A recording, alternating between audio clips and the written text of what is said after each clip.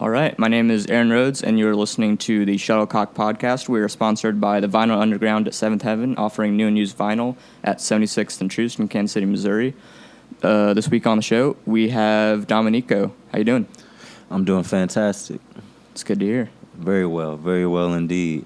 Glad to finally be a part of the podcast. Oh, glad to have you. I'm a good follower. You know, I have a lot of hour and 15 to hour and 42 minutes of my times to waste. What sucks is I don't have YouTube Red. So like, you know, I put it in my pocket, I'll be at work, shut it off and be mad. Fuck, now I gotta scroll back, find the episode. But I really like, engaging conversation. I like when things are put on the table. It's good to hear. Yeah. Wait, do you have an iPhone, though?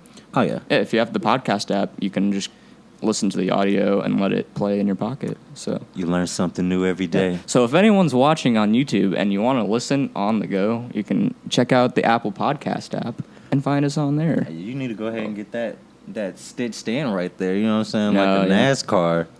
Oh, wow. Yeah, if I could get like a little Vinyl Underground patch and sew it on. Go ahead and start I'll patch it up. No, we might have to up the fee if that happens. But, yeah, you know, we've been trying to get hot box cookies for what seems like decades now. No, yeah, that came up during, that might have came up when I had Joe on, like, a few weeks ago. Yeah, he tell you we got an email. Oh, you did? Yeah, we got an email, but it wasn't talking about anything. But, like, you know, it was like, oh, thank you. And that was it, you know. You're welcome, you know. It's a good place to start. Yeah, you know, I mean, they're listening. Free cookies while you're sitting chatting with the boys, you know. It's kind of like they say, grab a cold one with the boys. It's grab a warm one, like a cookie, though. You know what I'm saying? It's kind of suggestive. It doesn't have the same ring to it. It might be a little. It kind of made me uncomfortable when I said it. Grab a warm one. Sounds like some predator shit, low-key. That's scary. Yeah, you don't want to scare your listeners too bad. Oh no, everybody who's listening to me know I'm crazy. I come with a disclaimer. That's good. Don't want to freak anyone out. Nah, absolutely not. But yeah, you have your new album, Perfect Weekend, out now on all digital platforms. Yes. Very happy, very, very grateful to finally have that out, for sure. Grateful for all the free time I have now, for sure. Because, man, I will never allow a concept to ruin me like that again. Never. Maybe in like 3 years. Yeah. But like never. For real. But no, yeah. How long had you been working on the album?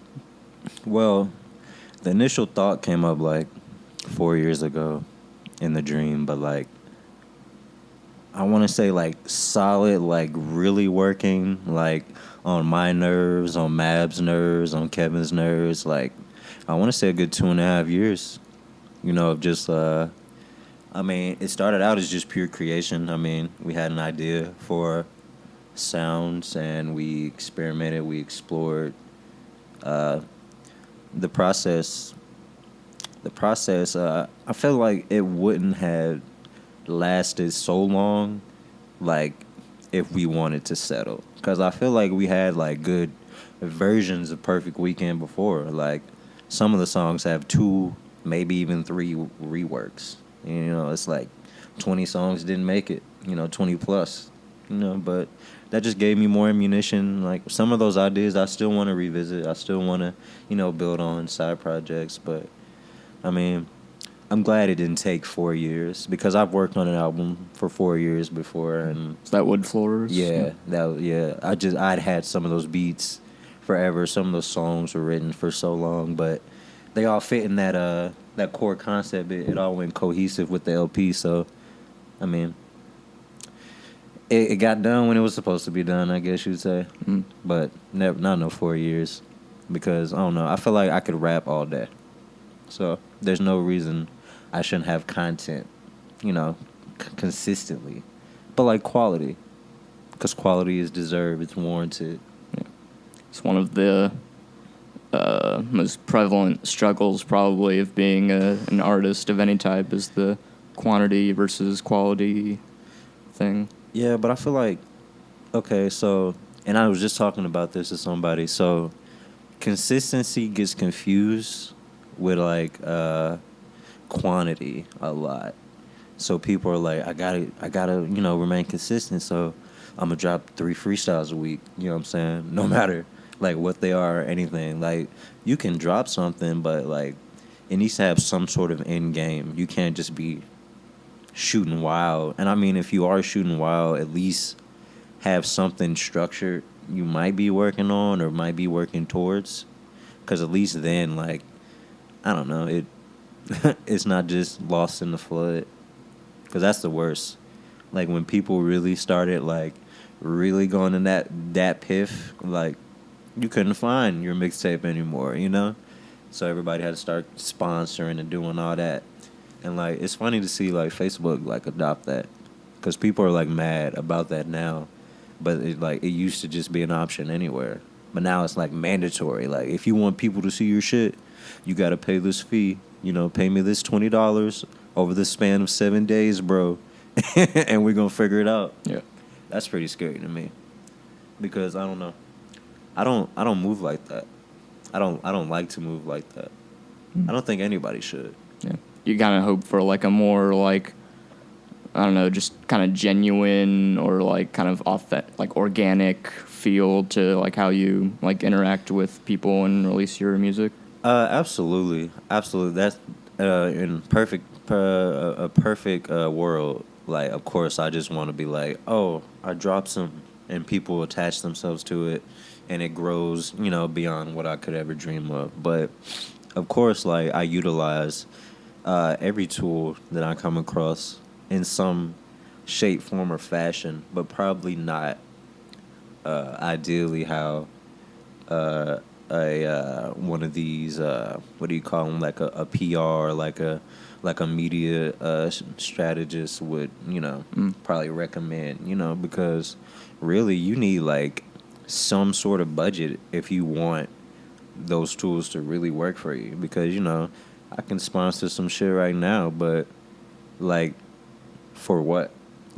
Like I have to be strategic about it, and I don't think people are. I just think people are like, I dropped a song, $50. Like I dropped a song, like you'll go broke, like that. You know what I'm saying? I have, I have made several of those mistakes. I put a lot of money in the wrong places before, so, and I don't know. Some people can get lost in that, thinking it's the only way. That's why I would, I would much rather the organic. I mean, but like we don't live in that time no more. Like that's still alive. That kind of surge from the underground, but it's not as prevalent. So, what has been like your like kind of approach to like promoting your work recently been like? Because you said the ways you tried in the past didn't really work out for you.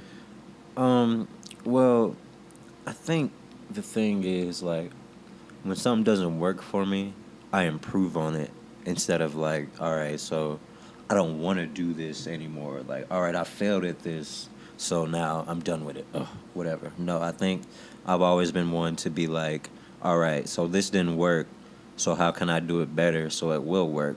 Because I always feel like I'm led to where I'm supposed to be, in a sense. So if I came across something, I was supposed to either, gain that experience or use this as, a desired resource. But right now, like, I want to say it all comes down to, like, when I want to post something. I think that's the only thing that keeps me relevant, because I feel like if I do just post a bunch of shit, like nobody would care. But like as scarce as I am with my posts, like and like scarce, but I add like it's universally the same around. So my brand remains strong, because I mean that's what I use my socials for, is for my brand. It's not like a bunch of photos of me in pools swimming and stuff, but like literally, like I keep it all universal. I keep it all looking the same, because I would like to keep it at some level of professionalism. Mm. But I mean, big time, like the people, like big time, like I wouldn't be anywhere without the people who listen to my music. Like that's the main reason I am anything. You know, of course, I mean, I do what I do. I've hung posters, I sold tickets, but like the people, man, word of mouth. That I mean, and that's just that organic surge I'm talking about. Like, you know, it helps. It's still alive, but it's just not as prevalent. But I mean, that keeps me strong. You know, but I ain't really hoping for like, you know, too much. I don't got pipe dreams no more. Like all that's gone. But what was I gonna say there? You mentioned that like you feel like you've been led to like different things in your life and your work like for a reason. Like, so is kind of like destiny to some extent, or like some other form of that, like something you believe in? Yeah, in a sense, I kind of got like my own, literally like my own version of it, but it kind of just stems from, you know, things I've researched, things I've experienced, but like definitely like ordered steps, following the red thread, you know, whatever you want to say. My mom, she has a way to describe it, and she blames it on because I'm a Pisces. She blames it on my astrology sign. She says, "You don't care if the boat ever docks." That's how she describes it, and I mean that's spot on because I'm literally just, you know, I exist. You know what I'm saying? But like I don't just exist. I'm not just taking up space. I'm not just a mouth breather, but like I'm literally just, you know, here. Like I'm here, you're here, I'm here. And I take that seriously, I guess you'd say. So like I'm here. But like nobody knows what they're doing. We're just doing a bunch of shit we want to do. Mm. But no, yeah, and you had also been talking about your approach to like social media and promotion and stuff. And you said you are kind of like scarce with some of the stuff like you include in those posts, but leading up to the album, you had been posting this series of like minute-long videos that you titled "See You Tomorrow," which is one of the songs on the album. What made you want to like talk in those videos about all the different stuff you're working on? I want to blame that on the anxiety or any anxiousness or any doubt I held towards how people would receive the sound of Perfect Weekend, or just like even just like, you know, feel about it. So I felt like if I would put myself out there just even like a little bit. But see, when I do things, they have to mean something to me. Like I can't just do something because, oh, well, that's how he posted it. That's how I'm supposed to release the album. I'm supposed to, all right, get T-shirts. I'm supposed to get CDs. I'm supposed to do shows. Like watching everybody just walk down the same path is like disgusting sometimes. So I had to make sure it meant something to me. And, you know, like I said, I am scarce. And, you know, sometimes it does kind of get to me. Like, oh, well, maybe if I would post more, you know, I'd already be signed. But, like, at the same time, I know, like, that in itself is a ridiculous statement. You know what I'm saying? I'm not going to get signed because I post. You know what I'm saying? I'm going to get signed because, you know, of my talent, because of my rapport, because, you know, of my stage presence. But, like, I really enjoyed it at first, but eventually it became a job to do 1-minute videos every day. Like eventually I was like laying down because I wanted to make sure I did like every day, like, you know, between the time span of 24 hours. And I remember laying down, it's like 11:30, and I'm like, oh shit, like I recorded one in complete darkness because I was already like drifting off to sleep. Like for real, like it became a chore, you know what I'm saying? And then like it made me feel bad for people you see like on YouTube and literally like wake up and be like, all right, so I'm vlogging today. No, like yeah, that's miserable. You've turned life into a job, you know? And I can't handle that, man. I can't be happy like that. Cuz I didn't even want to like, and that's not to say I didn't want to promote my album, but just like that level of social media is not my forte. But there's always like that X factor, you know what I'm saying? Always like, all right, so what can I do different? Like I pride on originality. All right, well, this is the same thing everybody does. Everybody shoots a video. I'm talking about my album, whoop to whoop wham, I'm so important. But you know what I'm saying? I had to, cater it towards me. It had to mean something. And it did, because, See You Tomorrow, like you said, it's the last song on the album. And, like, that's how I feel about Kansas City. You know what I'm saying? And that love-hate whole spectrum, like, of course, I'm going to see you tomorrow. You know what I'm saying? Yeah. And I guess kind of to just jump into the album itself, would you consider it a concept album? Because heavily. Heavily. Because the cover and like a lot of your posts about the album include like this orange tire that you're pushing around and putting on a car and all this stuff. So you don't have to like lay your hand out and just reveal every detail about it. I'm sure you want to leave a little to the imagination, but I was kind of curious what that symbol meant to you. Even at the same time, like, I can't even like lay it all out, because I ran the concept of Perfect Weekend through so many realities, so many realms, that like every time I talk about it, I have to explain 6 different things, Like when I explain the concept, I literally have to explain 3 different eras, 3 different stories. But the tire, like, okay, so long story short, the tire is easy to brand, and that's another thing that like I feel like hinders me as an artist, like as like far as like how long I take on things is like, all right, so how will I market it?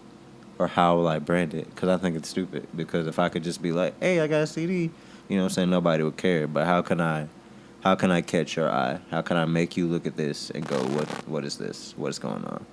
Okay, so first of all, it's easy to brand. Shout out to Elon too. This is the whole tire idea was his. I ran the concept through him, and he pretty much came up with that idea all on his own. And of course I was game, because it was it was relatable, it was easy to accomplish. But the tire represents like, okay, so me finding something else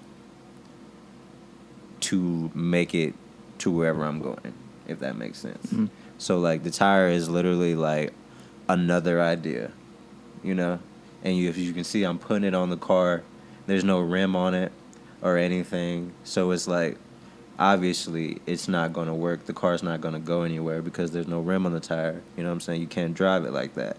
But it's orange, so it kind of adds some sort of mysticism, some sort of mythical aspect, because, I'm a firm believer in magic, like heavy. So, like, Final Fantasy and, like, RPGs kind of, push that all through my life. But, like, coming across like actual magic, actual miracles and stuff, like, so I always play off of mysticism and shit like that, even if it's just a little bit. But like with Perfect Weekend, I want it to be more stern, more firm, more serious, about it, not as Disney, especially with the cover, because I feel like the music is kind of like Disney, like East of Truce Disney. You know what I'm saying? If East of Truce was a Disney movie, it'd be Perfect Weekend.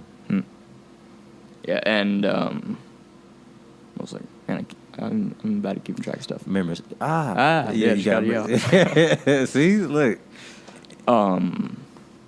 But where does the title play into like these different themes too? Because the album starts off with the song Friday, and the second to last song is Sundays. So is all the action of the album and the thoughts like taking place over a specific weekend, or what? How does that play into things? Okay, so the title itself, first of all, it was safe. You know what I'm saying? It was safe, and it represented exactly what I saw in the dream 4 years ago. So I was like, okay, I can run with it. Like, I've had dreams about other albums and stuff, and been like, nah, not naming my album that, you know what I'm saying, be trash. But I mean, whatever. But it it doesn't represent a specific time, like a specific one time, but like maybe even like a specific many of times, or like over a span, because like I wrote it from a point of when I was doing like, I want to say like hella shows a week type shit, maybe like 2-3 shows a week, you know, just getting down into like, you know, I guess you say that the scene, doing hella open mics, managed by Shameless, you know, just it comes from like those feelings of anxiety, those feelings of exhaustion. And yeah, the weekend helped me tie the concept together to where I could present it to somebody and they would understand what I was talking about. Because I can be like, yeah, I did these shows and I had hella anxiety and people suck, you know what I'm saying? But like, that's not pretty enough for a motherfucker to listen to you.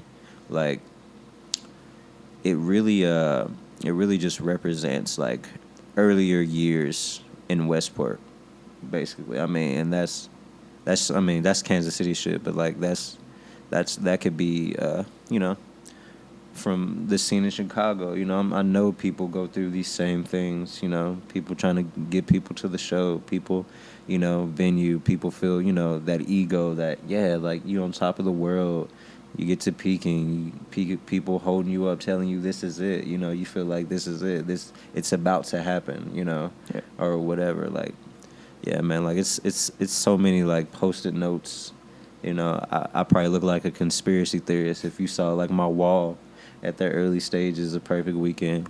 But I just had to make sure, like, even though I was being safe, you know, I had to be on point with my concept.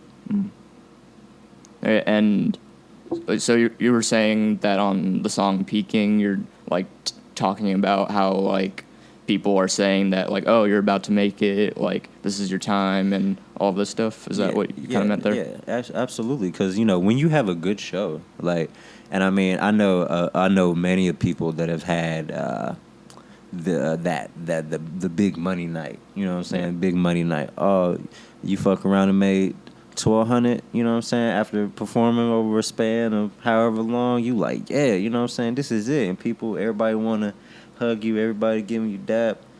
And that was another thing with Perfect Weekend. I personified it as a woman, you know what I'm saying, most times to help people understand. Because if I would just express that people are gassing you up, I would be saying the same thing, but like literally saying it the same. So, like, I'm saying the same thing, but I had to, you know, make it mean something to me. And like, yeah, people will tell you, like, you know, this is it. Like, it's about to happen for you. But they're on the outside looking in. You know, they see your photos of you at the shows, and they see you, you know what I'm saying, in the pit or on the stage or in the green room, and they're like, man, you living, you know what I'm saying, you here, you did it.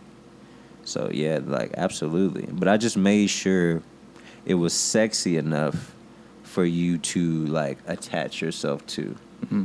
you know, before it meant something to you. Yeah. And I think you kind of mentioned something similar on See You Tomorrow also. You're like saying like someone like calls you a legend or something, and like you're still just like not even getting paid for stuff. And yeah. And I'm pretty sure like Stick Figure might have like tweeted something similar. I was just about to say that. Yeah? I was, oh my god. Oof. Because that's so true, bro. And like I tell people that all the time, like, you know, I'm just like you until something major happens, you know, like, of course, like, everybody's trying to be the most hardworking, everybody's trying to be the best lyricist, whatever, you trying to do whatever you're trying to do, I know you're trying to do it, but, like, I'm just like you, like, that shit is so funny. Yeah. Call me a legend, but didn't pay me at the end of the show, like, that, yeah, like, that doesn't even make sense, that does not compute. That shows me exactly what you think of me, you know, and that's what I mean, like, you know, all that fake. And it's like, I don't even think people realize, like, most of the time that they're doing stuff like that, like, literally contradicting themselves in the moment, like, baffling. Mm. Oh, yeah, and it's funny, too, because in addition to, like, Stick saying something pretty similar like even in there was the latest pitch cover story was about Shy Boys, the Kansas City rock band, and they had put out their self-titled album back like 4 years ago, I think. And like they got a positive Pitchfork review, and they got like all these blogs to cover them, and they did like some small tours and stuff, and everyone's like, man, like once all this, like once the reviews go up and once you get these tours, like you're gonna, like you won't be able to, like it'll be your time, you'll just be out of here. And then just like it never happened at that point. And it took like 4 more years for their new album to just come out, and they're finally on like a national label, and they're like, wow, that was like a really depressing time waiting those 4 years for that to happen in between. I hear it. Congratulations to them, though. You said they did get signed, though. I mean, they worked for it, man. I'm glad they didn't I didn't let that get to them. No, yeah, they added like a couple new members, and like one of them was quoted as saying like, man, yeah, I was so happy to be in this band that I love, but it was so sad because I knew they were about to break up. And like, hey, that's gonna look good for the VH1 behind the music. You know, when they make their Lifetime biopic, you know what I'm saying? That's gonna make somebody cry. Yeah, for sure. But yeah, what else do we got here? Another thing I found pretty interesting when like I was doing my research for the interview, and I was reading an interview of yours from maybe like 3 or 4 years ago, right? And you were talking about how you would listen to like neo soul stuff with your mom and like Kansas City like gangster rap with your dad, and how you were also kind of living in the jazz district, so that live music kind of like influenced you to a certain extent. That flair. Yeah, and then additionally, like you said, you kind of found out about rock music as like a teenager, and that was like the first genre. Like I was like, oh shit, like I like this. Yeah, so like it's kind of like interesting to me how many like different like pieces of like different musical culture that you like find yourself interested or immersed in, and how it kind of plays into the music you make. Is there anything that you find like real interesting about that? Yeah, the most interesting thing, like as of now, like, and I was just excited to say this, is that I can make the music I used to listen to, like that. I was just so excited to say that, like. It took a long time for me to be like okay with my voice on a microphone or in a studio. So like the fact that it's taken me this long, like this is the most Nico I've ever felt, just because like you said, like I have been influenced by like a lot of different genres. Like even before like I found rock music, I can remember a time where I had he was Vietnamese. I had a Vietnamese friend in middle school. His name was Vu. Shout out to Vu. If you watching this right now, Vu, we're gonna play Dance Dance Revolution again like the old days. So I got attached to like tons of techno.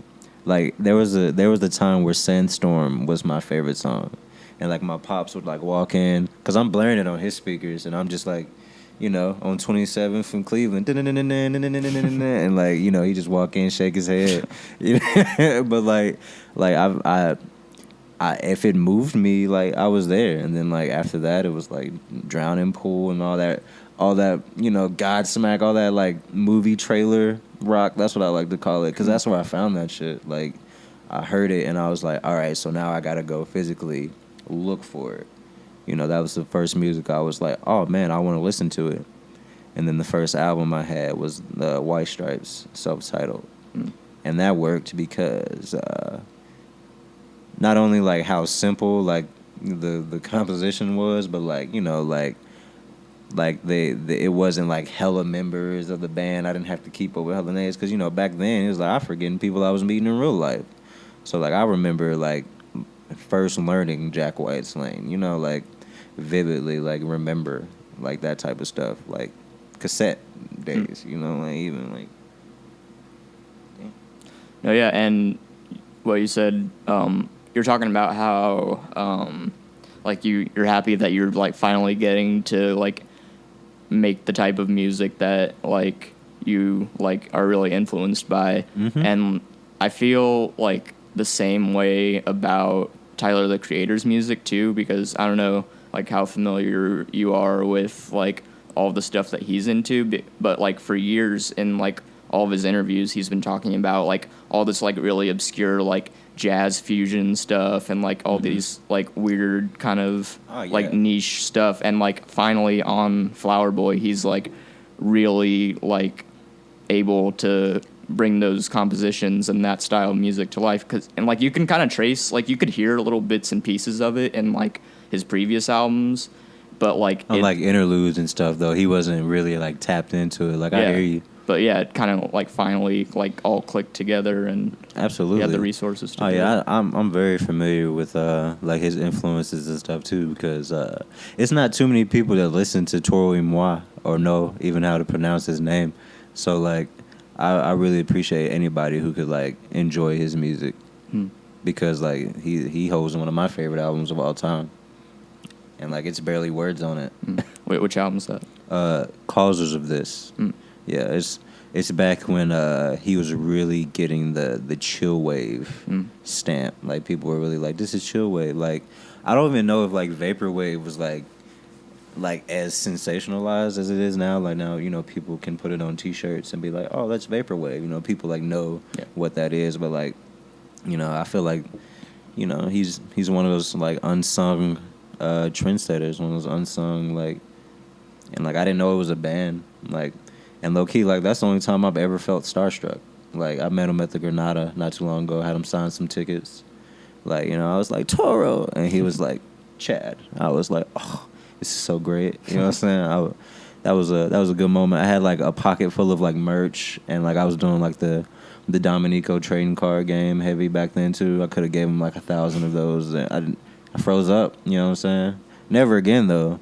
Now he gonna sign me if I meet him again. You know what I'm saying? What are the trading cards?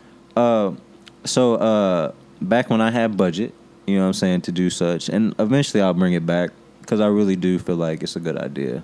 And I'm not just saying that because it's mine, but I did this thing called the Domineko trading card game, which is basically it was a way to collab with artists, but like, you know, illustrators, painters. Like I basically would send an artist like I think it was like a 2x5 kind of like business card, you know, standard size, and they would, you know, paint a graphic pertaining to my music or just anything really, like my like, you know, they would ask me like what I like, because I've got like 5 ready to go right now. I just don't have anywhere to print them. Like the place I used to go, it was in the Crossroads. It's not there no more, so I'm just scoping, you know, for when I make that move. But you know, they would you know, draw a design, I'd print it up, laminate it, cut it out myself, like, and these I'm talking like 300-400 cards, you know what I'm saying? This is me, like arts and crafts all over again. Yeah.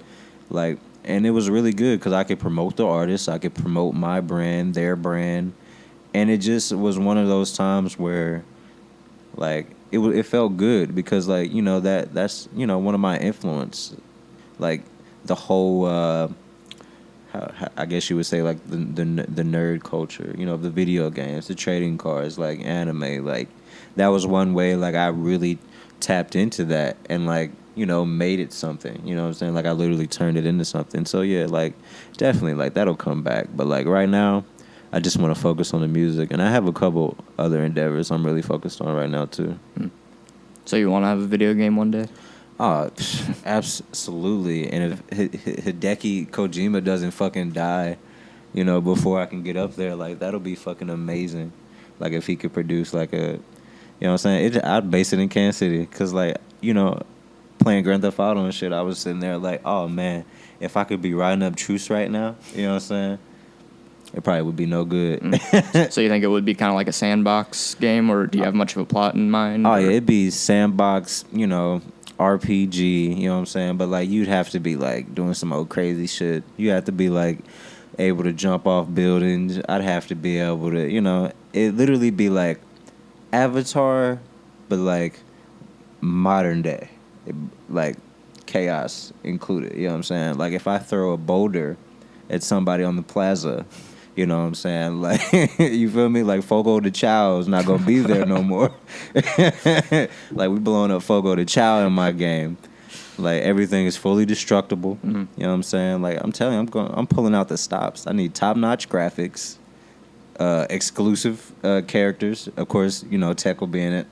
You know what I'm saying? He'll do something. You might get missions from him. Maybe he'll be a boss. Yeah, maybe he'll be a boss. He turns into a boss. You know, he actually turns into the king of darkness. You know what I'm saying? I'm going in. That's all I need is budget, and it's over. You know what I'm saying? Like, if I had $1 million right now, of course I would take care of myself. But, like, I'm trying to see what's up with Studio Ghibli, and if they want to, you know, make my life into, like, a Studio Ghibli doc series. You know, that'll be tight. Netflix will buy that. I'm telling you, I got cash ideas. I just need the budget. Oh, yeah, and another thing I thought, like, it was just kind of a random thought that occurred to me when I was reading that same interview where you're talking about, like, the music you heard growing up.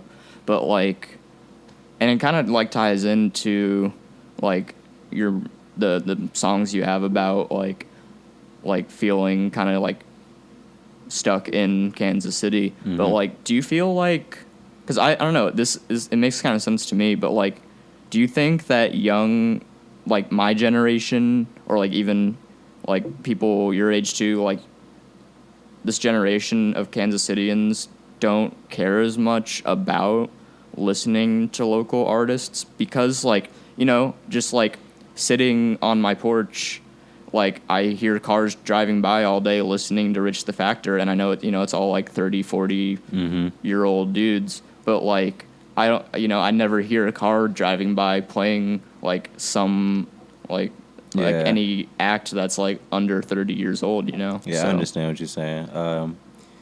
I feel like, man, Kansas City just has a weird personality about it where if it isn't doing anything, then you don't want to be a part of it, you know? Like, there are people that only come to Kansas City to come to Westport, you know what I'm saying? Like, because if it's not doing anything, like, it's not about anything. Like Perfect Weekend, like, people that have never talked to me, never shared, never liked, you know what I'm saying? Like, if it's not doing anything, like, they don't want to fuck with it. And I mean, that's just it. Rich the Factor just had the resources to be in your face and drop 20 albums on you a month, you know? Yeah. Like, for real. And I mean, you know, Rich has been, like, I remember listening, like, to his first shit, you know what I'm saying, with my pops in the car. Like, he's been on. And, like, he's done more than just make music. Like, he's really branded it. Like, he has Waters, you know what I'm saying? He has Waters. I'm pretty sure he has a store, too. Yeah, like, he's got all the whale merch. Oh, yeah. See, I need to go there. I'm slacking. I need a whale a whale crew neck right now. I hope he has an orca. I'm sure he has an orca. You know what I'm saying? He used to have the barcode. Like, you know what I'm saying? Like, people love that. Especially if you from, like, you know, you from East of Truth. Like, you feel exactly what he's saying. Like, you know what I'm saying? We say a whale, like, a big fish in a small pond, you know, like he knows, you know, he knows. And I mean, but he's made so many connects from, like, you know, the Bay, and, like, been a part of that you know, and that scene's been booming because of the, you know, Mac Dre, but, like, that's our sister city. So of course, like I'm listening to old, you know, Bay rappers, and they're talking about, you know, Rich the Factor. So they're well connected even really before the music stuff. So that's just footwork, if you ask me. And I mean, not to say that none of us have enough footwork, or, you know what I'm saying, but, like, just for the type of music we do, like, nobody's going to attach themselves to it if it's not doing anything. And that's just that's a terrible reality, but I mean, that's just what it is. I mean, I remember watching Charles Hamilton, like, I'm a big Charles Hamilton fan. Like, before, like, he spiraled and shit, he passed the mic to Kendrick Lamar, like, back when he was, like, super K-Dot. You know what I'm saying? Like, super K-Dot. Like, my guy's ears was out to here, like, K-Dot. Like, you know, and I remember, like listening and like not caring. You know what I'm saying? But like this is before Kendrick Lamar, but it's still Kendrick Lamar. But like I just remember like, if it's not doing anything, I didn't care. And I mean, that wasn't bad. Like I wasn't asleep on it. And I don't think people are asleep on Kansas City. I don't think Kansas City's necessarily sleep on Kansas City. Like everybody's just into their own shit. You know what I'm saying? Like there's a lot of shit that happens that I don't do in Kansas City. Like First Fridays is evident of that. Like every time I go to First Fridays, like there are 101 things that I see and I'm like, oh, well next time I come down here, or, oh man, that restaurant, like for real, like people don't have time to be outside all day. So like I feel like as artists we can't expect people to really like, really be bumping our shit. Just be grateful. Just be grateful for who is. Like, you know people who listen to your podcast, people who go to your website, like, just be grateful for that. I'm sure Rich the Factor's grateful. You know what I'm saying? Yeah. No, yeah, and like you were saying, like he has like put in like a lot of like work and like has been present for like so long in the city. So yeah. I guess like even if you are releasing really great music right now, I mean if you keep it up, there's probably a good chance people will be like repping it pretty hard, like maybe 5-10 years down the line, like if you are still putting out stuff. Yeah, but see, like people, there are a lot of people that really don't want to do that. People don't want longevity. People don't want long ball. I think the difference with me is like I really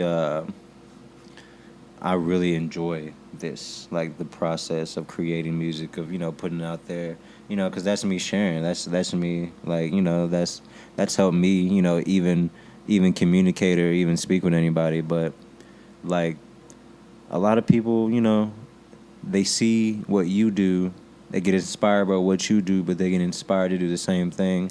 And you see a lot of those people who aren't really that serious that fall off, But I know like a lot of like young talent, like real good young talent. Like I want to make sure they make it. Even if I don't make it, like I'll be the A&R to usher Ashawn through at the end of the day. Like that. I'm playing long ball because I like being a part of this culture. Because like back when I was riding with my pops, listening to Rich, Mob Figures, and riding with my moms, listening to Music Soul Child, Erykah Badu, like.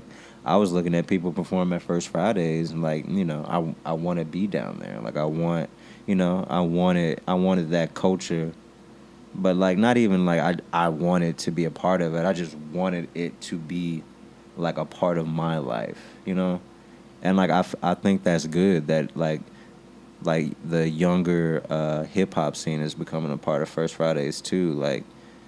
Because like we need that. That's not networking in my opinion. That's culture. Like we need that authentic. Like it's hard living like in the middle of everything because like everybody kind of just emulates what they see. But like First Fridays is one of those things where like I feel like that's authentic, like Kansas City. Not the term, but just like what happens, what conspires, what people try to do, like. It's authentic. It's real artists. Whether you're painting, glass blowing, poetry, whatever. I'm grateful for that shit. Oh, yeah, and what I've been kind of interested by too is like there are plenty of like real like kind of dumb, messy like Twitter arguments that happen like within Kansas City's music scene, but one that I've actually found like really interesting and like I've been thinking about a lot. It's like it's been brought up a lot in the last month or two is like how some people are like kind of discouraged or upset that people are treating First Fridays kind of like a party, as opposed to like focusing on the art. Have you like seen people talking about this, or yeah, do you have much of an opinion? I was wondering like where that came from. Like I was wondering like what happened to where people were so annoyed.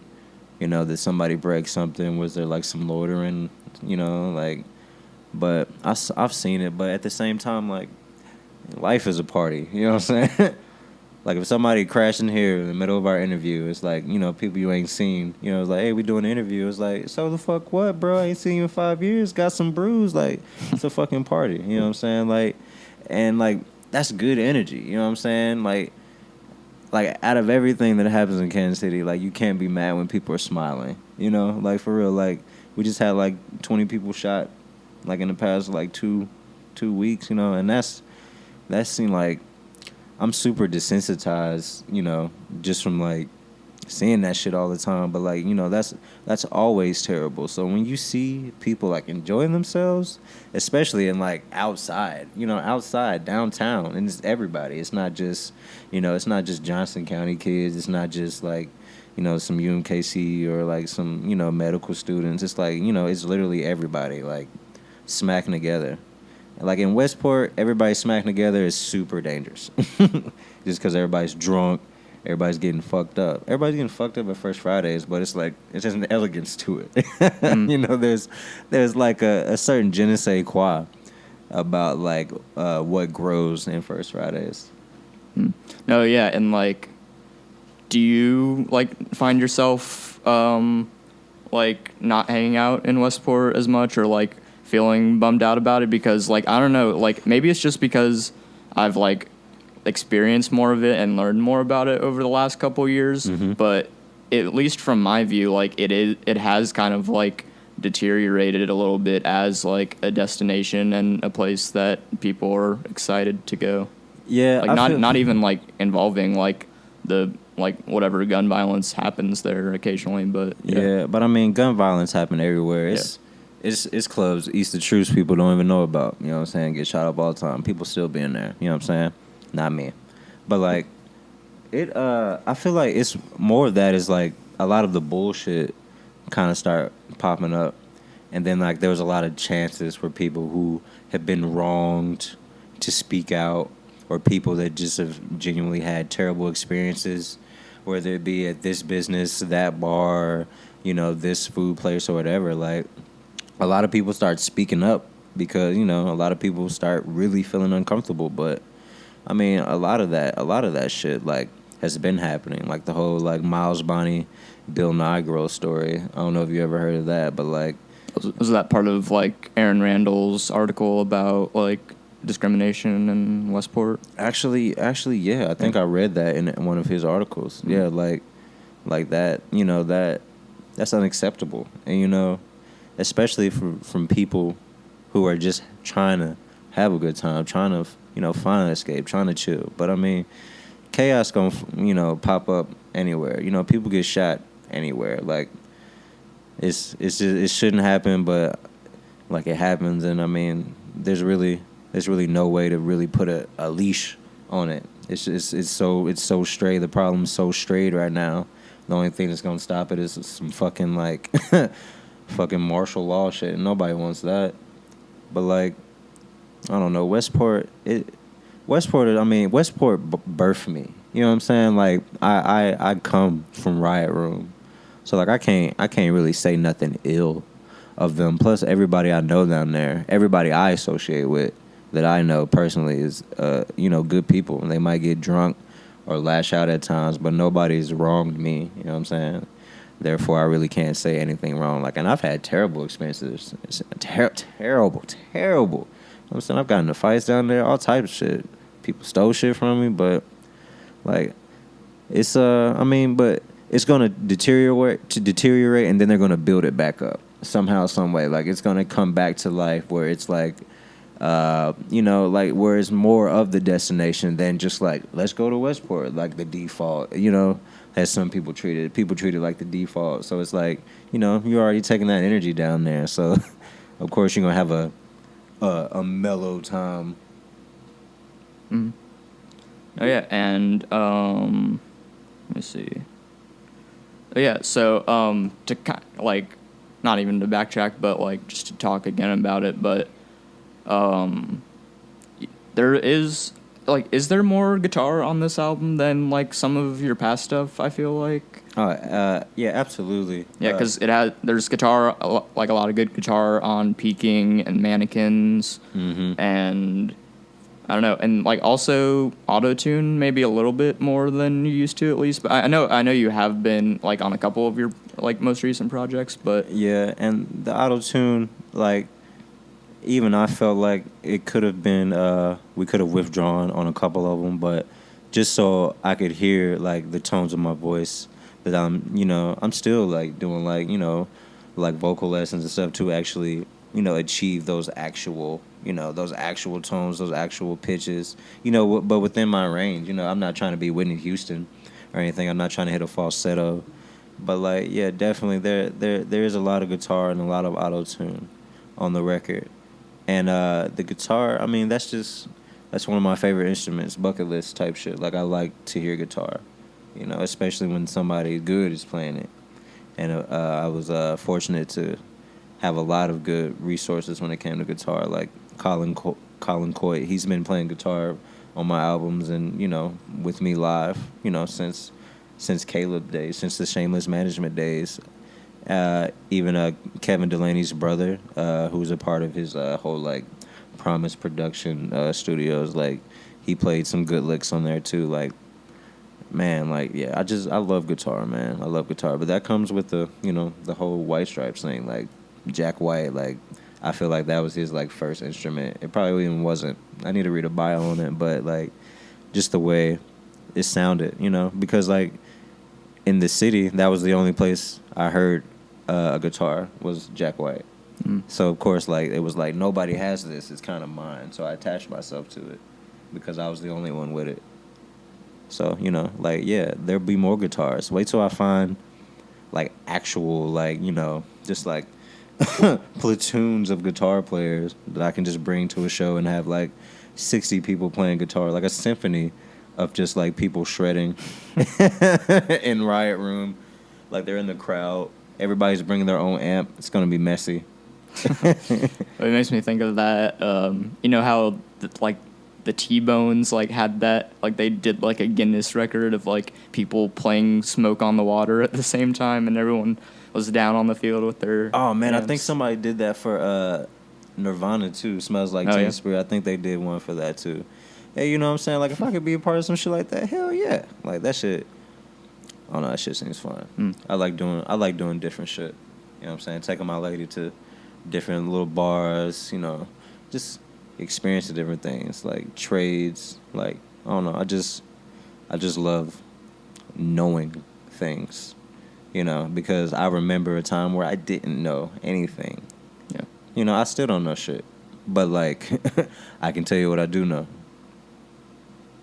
And I think you said that it tied into the dream that you had that involved, like that kind of inspired some of the album, but there's and you mentioned it earlier, there's the song, I don't know how to pronounce it, Gigi, yeah, which is an island in Homer's Odyssey. Yes, it's Calypso's island that they landed on.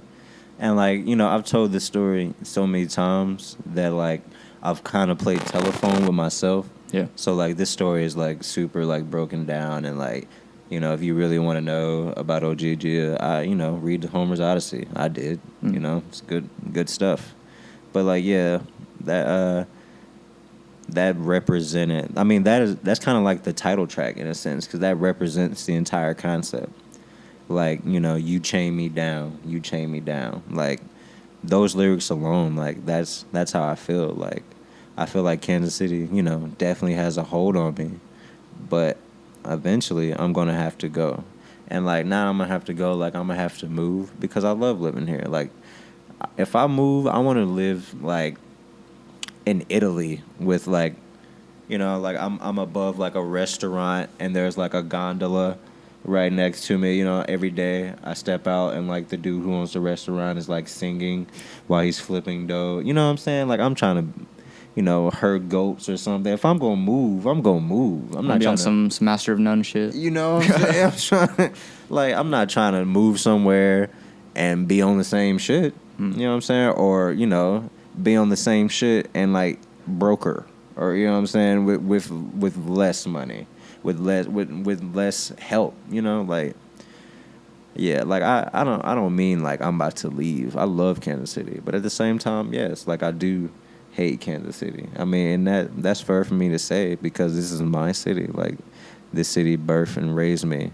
You know what I'm saying? Without love, there could be no hate. Like I'm thankful and I'm grateful, but at the same time, I know that there's more for me. Like I know, like my worth. Like, and I feel like I've always known my worth or had some sort of understanding or comprehension of like, like what I could do, my potential. But like Perfect Weekend is like really let me see that.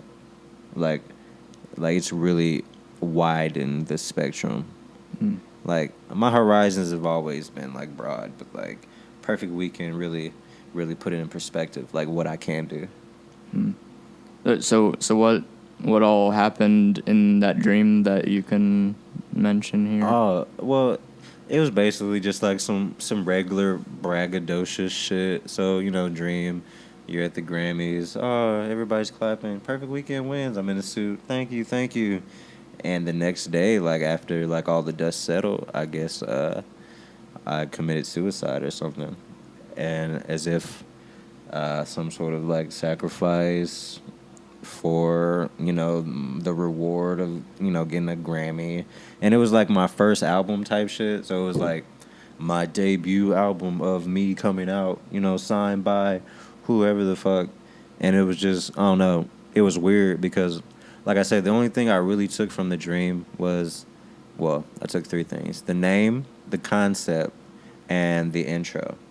Like I remember like that's as close as we could get it. But I mean, the intro was literally like me in hell burning, like, and that's another thing. Like those heavy like that's heavy Christian undertones or whatever. But like I say that so people could understand what I'm saying. Like when like you're in like Westport and all that so long, like I was like you literally don't realize, like you're just here. You're just existing for no reason. You know what I'm saying? You're burning. If you're not doing nothing, if you're not pushing some sort of standard, trying to better yourself or better your surroundings, like you're not doing nothing. Like, going to Westport performing 3 nights a week, you ain't doing nothing but drinking and saying hi to motherfuckers. You know what I'm saying? You rap for 15 minutes. What else I've been doing with my day? Gotta pay bills, like shit's wild, man. And I'm glad, like, I could finally embody all those feelings, because in a sense, like, a weight has been lifted, of course, but like, it's still very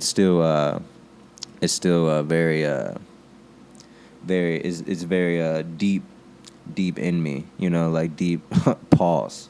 It's very alive inside me. I'll say it's very alive. Those feelings, and I mean that shit taught me how to move, like acknowledging those feelings, acknowledging exactly the things I was exactly doing, like I had to, or I wouldn't have grown. I would have stayed in the same place, which is, Perfect Weekend in a nutshell. Staying in the same place, feeling stuck.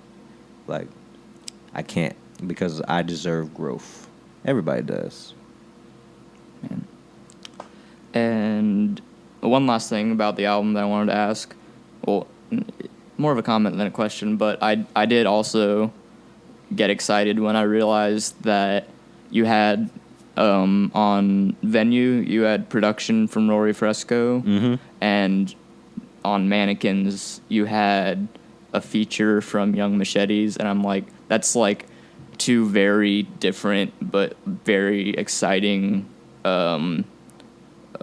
people and groups inside of like the Kansas City Metro right now, and like I don't know, I always like get excited about like seeing like two different things I love like in the same setting. So I feel you. I understand that sentiment. Like yeah. Shout out to the Young Machetes, man. Like they embody like literally like all my angst. You know what I'm saying? Like they embody like they do good work, and I'm glad that they had the time, to join me on Perfect Weekend, because I reached out to them, but like I feel like I'm joining their journey, in a sense, because like I just was recently put onto them by Ebony Tusk, and then like I caught a couple shows, and I was impressed. I was impressed by the intensity, the energy, the direction. Loved it.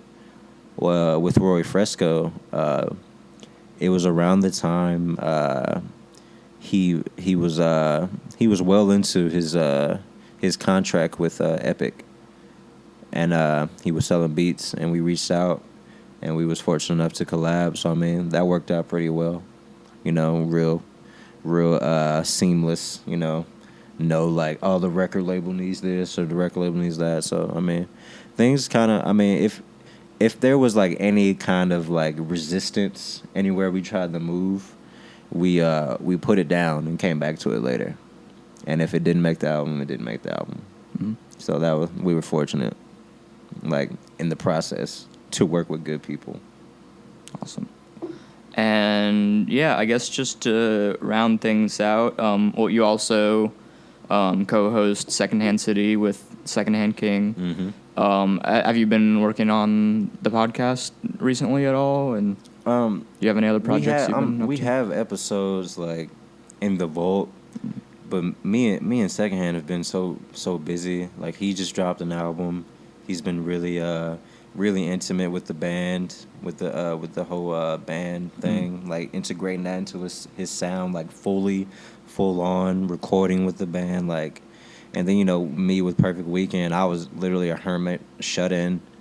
So, like, we have things like in the vault, but right now, you know, it's not my show, but in my opinion, I'm not really sure where we're going to take it at this point. It could continue to be a thing, or it could become something different entirely. It could become something better, or it could just, you know, secondhand newsletter, you know, who knows, you know, but that's all depending on Joe, for real. I support Joe and, you know, his endeavors. Like I said, I don't even know why I'm there. I just show up, drink all his beer. And yeah, do you? I guess we can just close things out. Do you have any other projects you're working on? Any shows coming up and all that stuff?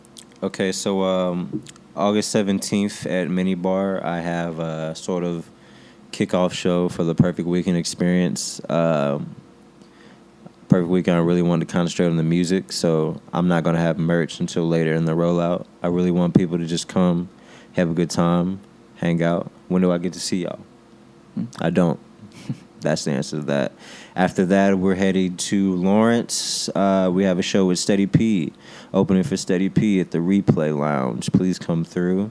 Shut down the Replay Lounge with us. Every time I go to Lawrence, specifically the Replay Lounge, like, things get extremely bucked, so I'm ready for that. And I've got, like, other dates lined up that aren't as solid, so I don't really want to touch on them. But, like, for sure, like, download Perfect Weekend. Listen to Perfect Weekend. Tell me what you think about it. Like, please let me know what you think about it, because I worked really hard on it. For real. Like, I worked really hard on it. Oh, yeah, and Butterfly from Untuck is opening in the Kansas City show. Yes. Shout out to the golden child of intelligent sound right now. Like, yeah, she her courage, man, like, she inspires me. She doesn't know it, but she inspires me. Like, and I came up on her by accident because of Rick Mon, and you know, just actually, you know, catching like her sets on like live, or like, you know, just through like IG stories. So like, when I was searching for the opener for Perfect Weekend, the vibe just fit. The vibe fit, and you know, she's a good friend now. Nice. And I think Dub Santana is also on the Replay show, or is that a different show? Oh yeah, Dub's on the Replay show. There's Steady, also is anyone else on that? Twan. That's how you say Twan. Yeah. My bad, Twan. Every time I say it, I want to say T1. Yeah. You know what I'm saying? It's the Ish Wonder curse. If you ever looked at Ishida's name, like, I pronounce it how I say it. Yeah. But yeah, and where can people find you on social media and everything too? You can find me on just find me on Instagram. You know what I'm saying? Type in Domineko, you'll find it. Type in Perfect Weekend. I didn't hashtag it because, like I said, I'm not for that culture. You know, I don't really care. It wouldn't have mattered. Nobody really hashtagged it. I mean, if you did, kudos. But just listen to the music, man. That's all I care about. Listen to music, not just mine. Like, you know people that do things and you just be like, great job.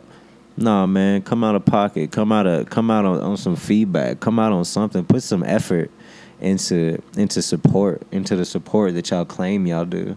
Because y'all don't. I just sit back and watch. That's why y'all don't see me. I'm just watching everybody else lurking. You know what I'm saying? That's why I wore the hat, so I can, they don't even know if it's really me. It's like when R. Kelly was wearing the mask. I don't know if that's the comparison you want to go out on, but it's cool. It works for me. My people know that I am not a rapist. And that's the Shuttlecock podcast. No, yeah, and make sure to follow at Shuttlecock Mag yes. on Facebook, Twitter, and Instagram. Visit shuttlecockmusic.com to see all the articles. Go to shuttlecockmag.bigcartel.com to buy T-shirts, photos, and buttons. And yeah, I appreciate you being on the show today. Perfect weekend. Please listen to it. Thank you. I appreciate, especially because of our history. Yes. You know what I'm saying? We have a storied past. Yeah, storied past, yes. But it's not worse than what some of these motherfuckers have done to me. But thank you. I appreciate it. No, of course. Absolutely.